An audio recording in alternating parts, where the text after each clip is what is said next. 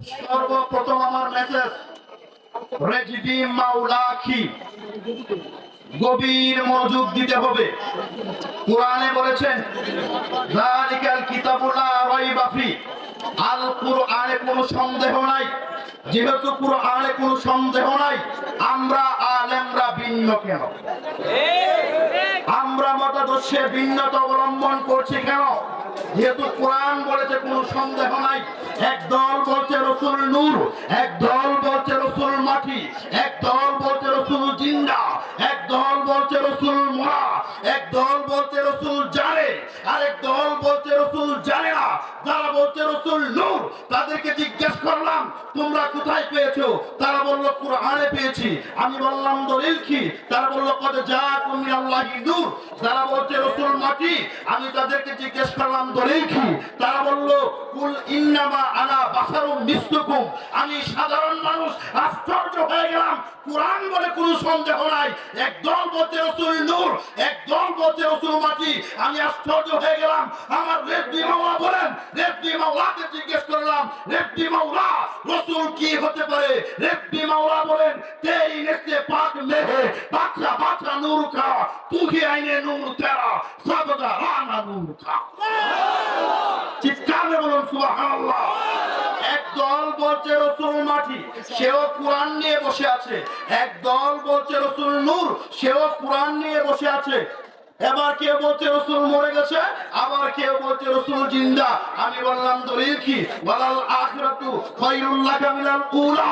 মুস্তাফার আঙ্গুর উঠে গেছে, চাঁদ দুই টুকরো হয়ে গেছে, মুস্তাফার হাত উঠে গেছে, ডুবন্ত সূর্য উঠে গেছে, মুস্তাফার কদম উঠেছে, লামা খালের মধ্যে চলে গেছে। অথচ কোরআন বলে, এক মিনিটে শেষ করে দিচ্ছি, কোরআন বলে যালিকাল কিতাবু লা রাইবা ফি, আল কোরআনে কোনো সন্দেহ নাই। তাহলে মানুষ দল হয়ে গেল কেন? মানুষ ভিন্নতা অবলম্বন করছে কেন? এদিকে ও আলেম, এদিকে ও আলেম, এদিকে বক্তা, এদিকে বক্তা, এদিকে মুফাসসির, এদিকে মুফাসসির, এদিকে মুহাদ্দিস, এদিকে মুহাদ্দিস, এদিকে স্কলার, এদিকে ওই স্কলার। কোরআন বলে যেই দিকে আলেম বেশি সেটা দেখার দরকার নাই, যেই দিকে মাদ্রাসা বেশি সেটা দেখার দরকার নাই, যেই দিকে জুব্বা বেশি সেটা দেখার দরকার নাই। দেখবো কোনটা হুদাল্লিল মুত্তাকিন, যেই দিকে গাউসে পাক আছে, যেই দিকে খাজা বাবা আছে, যেই দিকে আলা হযরত আছে, যেই দিকে শেরে গাজী শেরে মিল্লাত আকবরানী রেজবি আছে, তোমরা সেটাই দেখবা। চিৎকার করে বলুন সুবহানাল্লাহ। দেখতে লাগলাম ওলিদের আকীদা কি। ওলিরা বললেন তোরা অন্য কোথাও তাকাস না, নবী যেই দিকে আছে তোরা সেই দিকে চলে যা। যাই হোক, আমি আলোচনা করার সময় নয়, এখানে স্পষ্ট করে দিলাম যে রাসূল সোনার মদিনায় থেকে আজকে নেত্রকোনার জমিনে আসার ক্ষমতা রাখে। ঠিক কিনা বলুন? আমরা রাসূল চাই কি চাই না? মাযহাব মানি কিনা? ওলি আল্লাহ মানি কিনা?